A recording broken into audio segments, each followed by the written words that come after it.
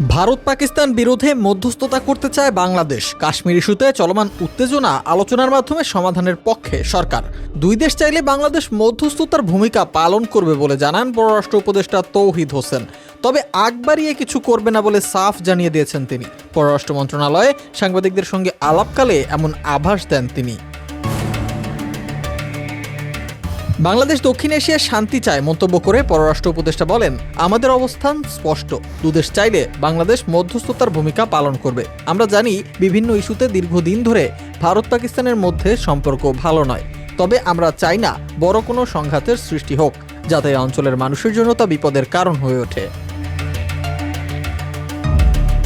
এক প্রশ্নের জবাবে তৌহিদ হোসেন বলেন, আমরা চাইবো তারা নিজেরা নিজেদের সমস্যার সমাধান করুক। তারা যদি আমাদের সহায়তা চায়, আপনারা মধ্যস্থতা করুন, তাহলে হয়তো আমরা করতে যাব, কিন্তু তার আগে আমরা আগ বাড়িয়ে কিছু করতে চাই না। আমি মনে করি না এই মুহূর্তে আমাদের মধ্যস্থতা করার মতো কোনো ভূমিকা নেওয়া উচিত।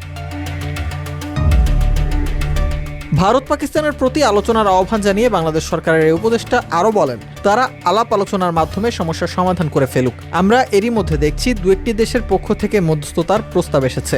যেভাবেই হোক, মধ্যস্থতার মাধ্যমে হোক, দ্বিপাক্ষীয় আলাপ আলোচনার মাধ্যমে হোক, আমরা চাই উত্তেজনা প্রশমিত হোক এবং শান্তি বজায় থাকুক এই অঞ্চলে।